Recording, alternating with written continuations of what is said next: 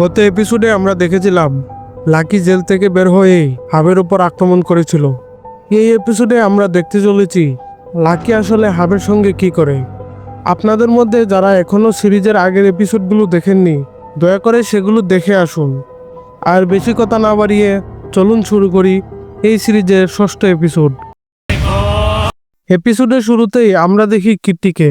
সে হাবকে খুঁজতে লেকের পাশে একটি ব্রিজে আসে। সেখানেই সে হাবের উল্টে পড়া গাড়ি দেখতে পায়।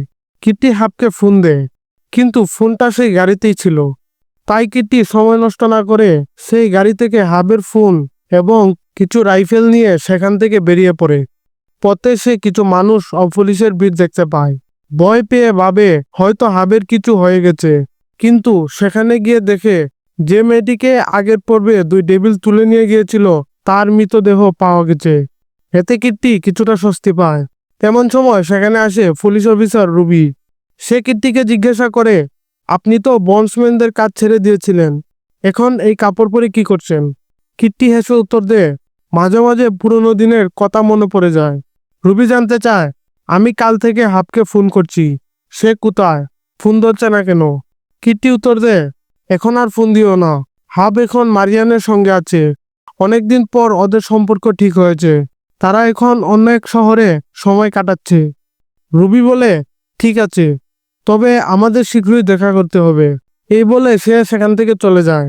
রুবির কথায় কিট্টি একটু চিন্তিত হয়ে পড়ে। এরপর আমরা দেখি হাবকে, যাকে লাকি বেঁধে রেখেছে।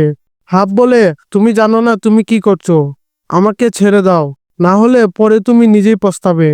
লাকি জানায়, আমি সব খারাপ কাজ ছেড়ে দিয়েছিলাম, কিন্তু তুমি আমাকে আবার অন্ধকারে ফিরতে বাধ্য করেছো। লাকি মারিয়ানকে দেখানোর জন্য একটি ভিডিও রেকর্ড করতে শুরু করে।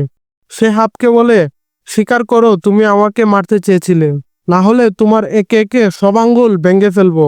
হাব অবাক হয়ে বলে, আমি আবার কখন তোমাকে মারতে গিয়েছিলাম? লাকি বলে, তুমি কি ভেবেছ আমি কিছু জানি না? তারপর লাকি 1 মাস আগের ঘটনা মনে করতে থাকে। সেই সন্ধ্যায় হাব লাকির অফিসে গিয়েছিল। লাকি তার সাথে দেখা করতে নিচে নামে। তখনই হাব সরাসরি বলে, তুমি মারিয়ানের কাছ থেকে দূরে থাকবে। লাকি বলে, আমি মারিয়ানকে ভালোবাসি, ও আমাকে বদলে দিয়েছে, আমি সব খারাপ কাজ ছেড়ে দিয়েছি। হাব জানায়, খারাপ মানুষ খারাপ কাজ ছেড়ে দিতে পারে, কিন্তু বলতে পারে না, তাই দূরে থাকো, না হলে তোমার কিছু হলে আমি দায়ী না। লাকি বলে, পারলে কিছু করো। তখন হাব রাগে লাকিকে মারে, আর লাকির সিকিউরিটি গার্ড হাবকে ধরে বাইরে নিয়ে যায়। সেখানে সে হাবকে বেধড়ক মারধর করে। মার খেয়ে হাব সেখানেই লুকিয়ে অপেক্ষা করতে থাকে। রাত হলে লাকির সিকিউরিটি গার্ড সেখান থেকে চলে যায়। এই সুযোগে হাব তার রাইফেল নিয়ে ভেতরে প্রবেশ করে। ভবনের ভেতর ফাঁকা ছিল। হাব দেখে একজন ভেতরে যাচ্ছে। সে ভাবে এটা লাকি, তাই সুযোগ বুঝে গুলি চালায়। কিন্তু যখন সে লাশের কাছে যায়, সে দেখতে পায় এটা লাকি নয়, এটা হলো চেরি। চেরি সেই মেয়ে যাকে হাব 4 নম্বর এপিসোডে কবর দিয়েছিল। ভুল করে হাব চেরিকে গুলি করে ফেলে। চেরি সেখানেই মারা যায়। হাব কিছু বুঝতে না পেরে চেরির মরদেহ গাড়িতে তুলে এবং সেখান থেকে বেরিয়ে পড়ে। লাকি জানালায় দাঁড়িয়ে গাড়ি শব্দ শুনতে পায়, তাই সে নিচে আসে কি হয়েছে দেখতে। কিন্তু সে কিছু দেখতে পায় না, শুধু নিচে একটি ক্যাপ পরে আছে। এখান থেকে সিন পরিবর্তন হয়। আমরা দেখি মারিয়ান ও কেডি গান রেকর্ড করছে। তখন রুবির ফোন আসে মারিয়ানের কাছে। রুবি জিজ্ঞাসা করে, তুমি কি গতকাল হার্ডওয়্যার স্টোরে গিয়েছিলে? মারিয়ান বলে, হ্যাঁ, কিছু দরকার ছিল। রুবি আবার জিজ্ঞাসা করে, তোমার সঙ্গে কি হাবও ছিল? মারিয়ান বলে, না, আমি একাই ছিলাম। কিন্তু আমরা দেখি রুবির কাছে সেই স্টোরের সিসিটিভি ফুটেজের একটি ছবি আছে, যেখানে হাব আর মারিয়ান একসাথে দাঁড়িয়ে। মানে পুলিশও এখন ওদের সন্দেহ করছে। সিন আবার বদলায়, লাকি হাবকে মারছে। হঠাৎ লাকি একটি শব্দ শুনতে পায়। রুম থেকে বের হয়। সেখানে একজন দাঁড়িয়ে আছে। কাছে যেতে গেলে আরেকজন উপর থেকে ঝাঁপিয়ে পড়ে। দুজনই সেই ডেভিল যাদের আগের পর্বে হাব মারতে চেয়েছিল। এবার ডেভিলরা লাকিকে মারতে থাকে, আর হাব চেষ্টা করতে থাকে নিজেকে মুক্ত করার। হাবের এক হাতে আঙ্গুল ভাঙা, তবুও সে এক হাতে রাইফেল চালিয়ে এক ডেভিলকে মেরে ফেলে। আরেকজন যখন আসে তখন রাইফেলের গুলি শেষ হয়ে যায়। হাব পাশে একটি ইলেকট্রিক করাত দেখতে পায়, আর শেষমেশ সেই করাত দিয়েই সেই ডেভিলটিকে মারে। সেই সুযোগে লাকি কোনো রকমে সেখান থেকে পালিয়ে বাঁচে।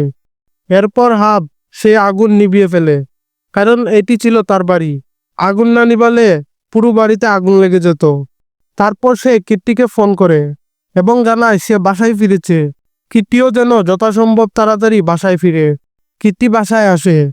সে হাবের চিকিৎসা করতে থাকে। হাব তার সাথে ঘটে যাওয়া সব ঘটনা কিট্টিকে বলে। এই সময় মারিয়ান ও কেডি হাবের বাসায় আসে। তখন হাব রেগে যায়। সে বলে, তুমি কেডিকে এখানে এনেছো কেন? সে এখানে নিরাপদ নয়। মারিয়ান বলে, কেডি এখন সব জানে, এমনকি পুলিশ আমাকে ফোন দিয়েছিল। তারা তোমার আর আমার সম্পর্কে জানতে চেয়েছে। আমার মনে হচ্ছে পুলিশ আমাদের সন্দেহ করছে। কেডিও বলে, আমি আর ছোট না, আমি তোমাকে সাহায্য করতে চাই। হাব বলে, সাহায্য করতে চাও? তাহলে চলো, তোমাদের কিছু দেখাই। সে ওদের নিয়ে ডেভিলদের লাশ দেখায়। হাব জিজ্ঞাসা করে, এখনো কি তোমরা আমার পাশে থাকতে চাও? কেডি বলে, অবশ্যই। কিট্টিও বলে, আমাদের কেডি বড় হয়ে গেছে। এরপর কিট্টি কেডিকে নিয়ে বাইরে যায় লাশ লুকানোর কিছু জিনিস আনতে। আর হাব ও মারিয়ান ভিতরের জায়গাটা পরিষ্কার করতে থাকে। এভাবেই শেষ হয় এই অসাধারণ এপিসোড। হাব এখন তার পরিবারকে ফিরে পেয়েছে। এবার ডেভিল হান্টিং করবে পুরো পরিবার একসাথে। তাই পরবর্তী এপিসোডের জন্য অপেক্ষা করুন। দেখা হচ্ছে শীঘ্রই।